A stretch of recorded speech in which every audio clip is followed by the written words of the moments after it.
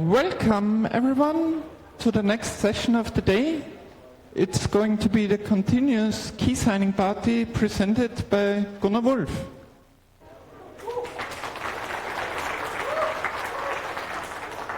Thank you very much. I'm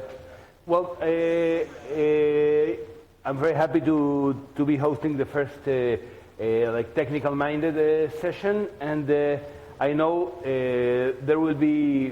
there's usually a lot of questions towards the end of the talk. So I'll rush a bit through the explanation of what this is about for people who are new, that are coming first time to our community, to this strange party-like thing that will last the whole week. And I hope I can make it in time for some questions in the end. The thing is all about trust. Many people trust us. Many people trust us more than they know.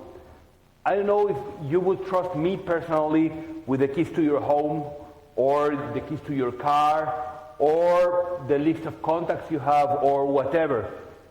But the thing is that if you run Debian, you do.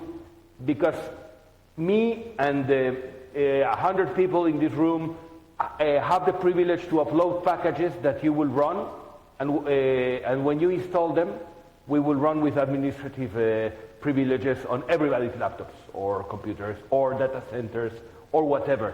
We are the recipients of a lot of trust from the world. So I can upload any package to Debian. I, he, she, he, them, many people around here. We can upload arbitrary software that will be run on millions of computers. We could modify your binaries, we could modify your data. So in the end, we have limitless power on millions of computers. And I'm not bragging. The thing is, you know I'm a nice guy. If you have interacted with me, if you have taken a beer with me, you will know I am trustable, I am a good person. And after spending some time with me, you will understand I pose no risk. But what about him? What about him? Okay, part of the reason for DebConf is that we can all have some drinks together and spend good time and increase real trust within the project. But we need the trust from millions of people, not from tens or hundreds. So you have to meet every developer. Every Debian user should meet every developer, have some quality time together, and we will be a happy worldwide family. The thing it's not very practical, because there's so many people on the internet. I love socially hanging out, but if I schedule 2 million appointments on my to-do list, I don't think I will make it for all of them, and I may disappoint some of them. But we can trust somebody. And here we don't only mean that we trust somebody as a good person. We can trust their judgment. So what ultimately identifies us as project members, as the people that make Debian, that run Debian, and that are authorized to work in Debian, is that we trust each other to have a consistent identity. So how do we check those identities? Well, most of us are used to the centralized trust, right? Where the government issues me a credential. That's what we use in Mexico, the voting card, right? And then whenever I show up at a building, I give my credential to the person guarding it, and they will recognize, there's a government agency thinking that I am who I say I am. But on the other hand, we can have a distributed trust mechanism, something that's not dependent on a central entity. We do not have a central entity. We are a distributed project from all over the world. So we have these two models, and both are called models of transitive trust. Because if I trust the central government to provide identifications for everybody, I trust them, and I trust their judgment. So the trust on an identity always follows several steps, right? in this case, well, I trust, literally, I will trust my closest friends, and I will trust they are consistent in whom they trust. So we will weave what's called a web of trust, a distributed transitive trust scheme that's centered on each of the users. So, well, you should be familiar with this kind of images. I will later talk about them. Whenever we meet people that are in the general free software area, we exchange cross signatures. We recognize that they may take part of this scheme and tell them, well, do you want to publicly state that you trust I am who I say I am? Oh yes, no, or maybe I'm not confident. I don't know you enough to do that. Well, let's see. So we feel it important that everybody, that every person that has like write access to Debian is at least linked with one person that's linked in the what we call the strong set, the set that's reachable from every point to every other point. We have some people that are very strongly connected, that have over 100 certifications, 100 signatures. And part of what we're doing here is to increase this the reachability, right? So this is not a tutorial. I'm just giving very general advice on how to do this. Of course, I will be happy to, and many of us will be happy to discuss details with you later on. In this moment, I am assuming that you created already your key pair and that are interested in increasing its connectedness. So our recommended tool is a program called CAF that's part of the signing party package. You can install it, apt install signing party, and run CAF, and you call CAF giving it the list of fingerprints that it's supposed to be to sign. CAF does all of the magic. It will connect to the key servers, fetch the needed the needed keys, certify them, mail them. That's, I mean, the name is Fire and Forget. So I sent this page. We have pages like this one at the front desk. Many of you will have it somewhere else. I will later talk about this page where you can check people's fingerprints. Well, this doesn't have the fingerprints, but you should have, and you should have checked a bigger document that's several pages long that has the full fingerprints for each of the keys. Fingerprints are like what I have here in the bottom, a string, a long string. I think it's 40 hexadecimal characters, and well, this is the SHA. Sorry, this is the SHA for 256 for the whole document. So, in order to know that we are, and this is very important, we need to be sure that we're working on the same document, that no signature has been modified from it. If somebody were trying to enter to control something in the Debian keyring, they would probably modify our document so they get some signatures. So a very important step in a key signing party is to make sure we all have the same file. So I will ask people of the audience, starting, well, I hope you have it, starting with Jonathan Carter.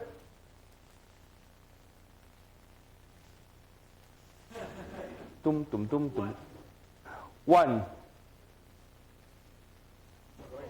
Oh, well, okay, I will not be pointing because I don't want people to know that Josue doesn't have this. Something is leaking here. Well, we should check together this number, this long SHA-256, from the document I sent you. If you haven't checked it, don't read from my slide. So I want more than one person to read aloud at all times. I will read it aloud slowly, but make sure everybody, if you can, to follow. And if you hear a digit that's not aligned to what we're reading, that person should check if their data is correct. So 1, D, A, D, C, 0, E, 4, 3, 5, C, B, 3, 2, F, 7, 3, 4, 3, 0, 7, B, 0, 9, 1, 9, 0, 5, D, 4, 2, 3, 6, C, D, F, 8, 2, E, 3, B, 8, 4, F, 4, 3, C, D, E, 8, 0, E, F, 1, 8, 1, 6, 3, 7, 0, 8, 5. Congratulations. We all managed to check the same file. So I sent to the list, and you can check it in this address. If you sent your key to the in time when you registered, you will have a number, and you will have a personal map. So that is my map, and there I know whom of the other participants I am linked to, who I have already signed. So those that are in blue ovals have been signed by me, but have not signed my key. And the solid green ones are bidirectional, and it doesn't look very clear, but the hollow green ones have signed me, but I have not signed them. That's like each of our map. But if you're not in the list, you don't have to fear. You didn't lose your opportunity. You can still make good use of this DebConf to enter the trust set. You just have to print or make in paper some like greeting cards or slips of paper with your data, right? So you can give it to people, and even if you're not part of this document, we will be able to sign it. What should we be checking? When I sign somebody's identity, I am extending trust. So I have to certify it's real. Some people will insist on looking at your passport or some other government-issued ID. Now, some people will not do that. Me, for starters, I don't think I can recognize a valid document, a government-issued document anywhere in the world. So I prefer only to sign for those people who I have interacted with, and that I have known them to use a given name for several iterations. But every person should have a different policy for this. Just please do make sure that you are convinced of a person's identity. Mm-hmm. Remember that we cannot be blind to the attack that a person that was supposed to be named Jiatan made this year. Well, one of the first steps to mount this kind of attack is to convince somebody of a fake identity. We don't want that to happen.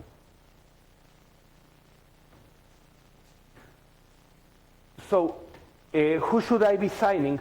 Well, these are some ideas. Look at the map. Do you find somebody that's isolated from the rest, try to get them closer in touch. Or do you know somebody, you're friend with somebody who you haven't cross-signed with, go and do it. Or do you find, you saw I was towards the, I think, lower, no, well, I'm in the lower left area of the graph. I should find people from the other side. The distances doesn't have a meaning, but they're the ones that are further from me. And that's basically it from me. Of course, I expect there to be some questions. We can take a few right now, and I am not the only expert in this topic. Many of us are, so if you have any questions on how to do OpenPGP key signing, approach anybody, and we will be happy to discuss. Please.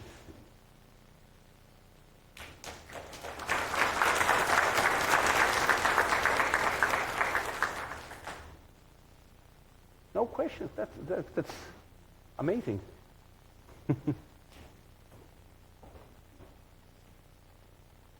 So Gunnar will be around, so you can even ask questions off stream. We have one here. There's a Please question wait in for the the back. microphone. This I'm is running. the first session, so I'll say it out loud. Everybody who has a question, we have people following from all over the world, the streams, so wait for the microphones. Stand up. And, Okay. I have a question. If one DD send my key, I upload to the key server, how long time is needed to take this sign take effect? Is if any other one update my key, he will see that DD sign. It's How basically long instantaneous.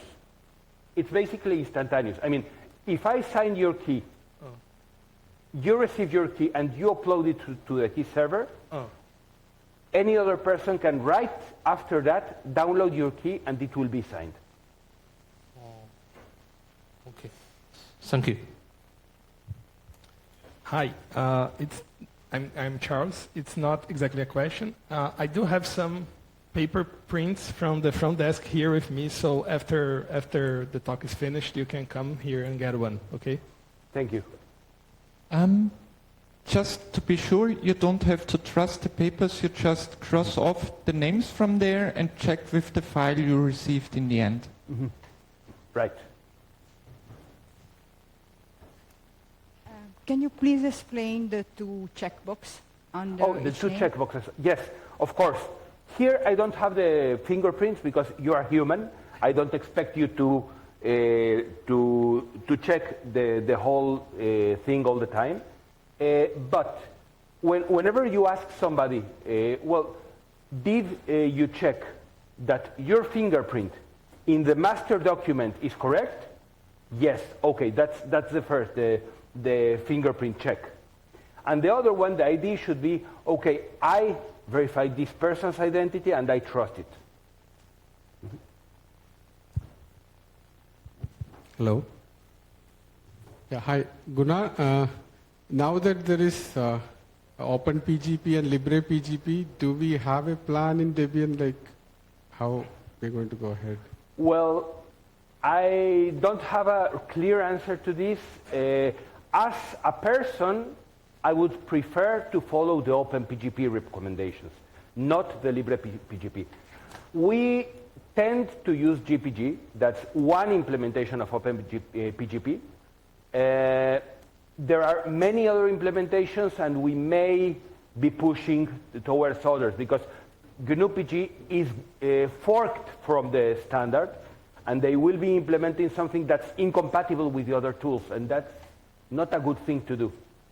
But I am not the person that will decide. This is something that we will have to wiggle through as a project. So what I would say is, if you use Ubuntu, don't use the newest GNU-PG because it's not good. If possible, I mean, I don't want to say don't use Ubuntu because that would be unloyal to some people that work with us. But don't use latest GNU-PG from Ubuntu. They will find out a way not to separate from the rest of us, and we will see what we do. it's still something quite new.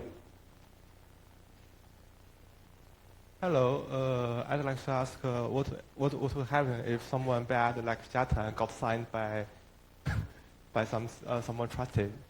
Well, okay, very good question. What happens if somebody that's not trustworthy, that wants to set up an attack on us, gets a signature? Well, that's a first step into a project. There are many steps, and the determined attacker, as this person proved to be, will probably have an interview and show they are technically capable, and they may get into a project. But we have to be aware at every possible moment that we have to be aware for that. I have, in the past, many years in the past, I have got fake government IDs for myself. At some point I needed it. And I know that somebody that's with the nation state resources trying to attack Debian, they will be able to. But we have to be on the lookout. So that's all for now.